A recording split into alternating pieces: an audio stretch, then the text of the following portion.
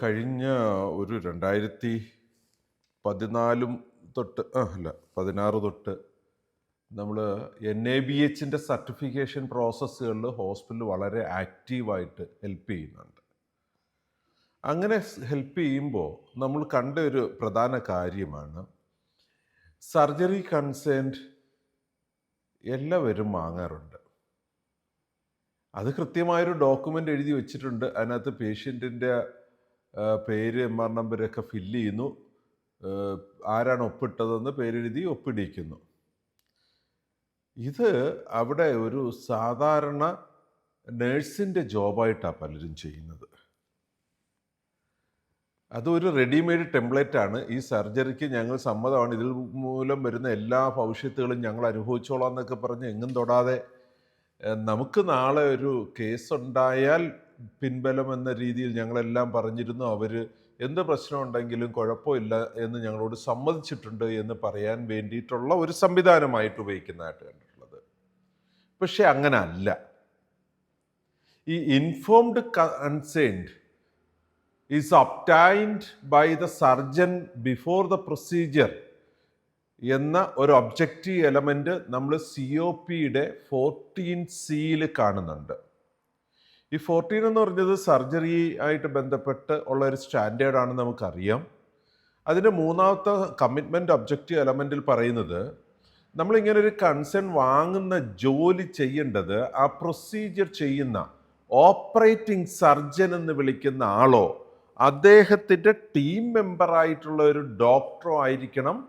അത് expected ഔട്ട്കമ്മും clinical സ്റ്റാറ്റസും എല്ലാം വ്യക്തമായി പേഷ്യൻറ്റിനോടോ ഫാമിലിയോടോ എക്സ്പ്ലെയിൻ ചെയ്തതിന് ശേഷമാണ് ഈ കൺസെൻറ്റ് സൈൻ ചെയ്ത് വാങ്ങേണ്ടത്.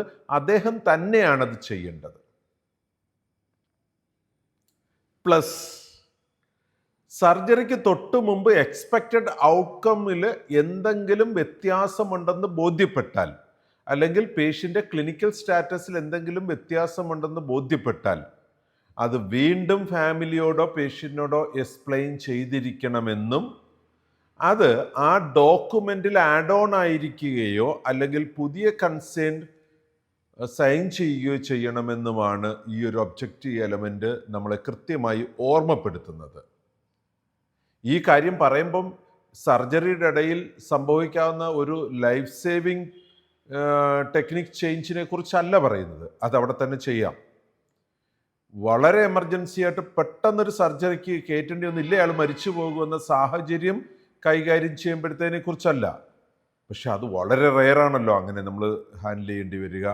സ്വാഭാവികമായിട്ട് കൺസേൺ വാങ്ങുന്നതിനും സർജറിക്കും ഇടയിലുള്ള ഗ്യാപ്പിൽ ഇതിൻ്റെ ഔട്ട്കമ്മിനെ കുറിച്ച് വേരിയേഷൻ സംഭവിക്കുമെന്ന് ഉറപ്പുണ്ടെങ്കിൽ, അല്ലെങ്കിൽ ഒരു പുതിയ ആഡ് ഓൺ പ്രൊസീജിയർ ചെയ്യണമെന്ന് ഡിസൈഡഡ് ആണെങ്കിൽ, നേരത്തെ പ്ലാൻ ചെയ്തതിൽ നിന്ന് പ്രൊസീജിയറിന് മാറ്റം വന്നിട്ടുണ്ടെങ്കിൽ, ഇങ്ങനെയുള്ള കാര്യങ്ങൾ പ്ലാൻ ചെയ്ത് കഴിഞ്ഞാണ് ആദ്യത്തെ കൺസേൺ വാങ്ങിച്ചതെങ്കിൽ കുഴപ്പമില്ല. ആദ്യത്തെ കൺസേൺ സൈൻ ചെയ്തതിനും എക്സ്പ്ലെയിൻ ചെയ്തതിന് ശേഷം നമ്മളുടെ പ്രൊസീജിയറുകളിൽ ഒരു ആഡ് ഓൺ വന്നു, ന്യൂ പ്രൊസീജിയർ വന്നു, അല്ലെങ്കിൽ ഔട്ട്കമ്മിൻ്റെ എക്സ്പെക്റ്റേഷൻ മാറി, എക്സാക്ട്ലി പറഞ്ഞാൽ ഈ വിചാരിച്ച റിസൾട്ട് ഇപ്പോഴത്തെ ക്ലിനിക്കൽ കണ്ടീഷനിൽ കിട്ടില്ല, എന്നാലും നമ്മൾ ഈ സർജറി ചെയ്യുകയാണ് എന്നുണ്ടെങ്കിൽ അത് കൃത്യമായും ആ പേഷ്യൻറ്റിനെ ബൈസ്റ്റാൻഡറെ ബോധ്യപ്പെടുത്തി ഡോക്യുമെൻ്റ് ചെയ്തിട്ടുണ്ടാവണം.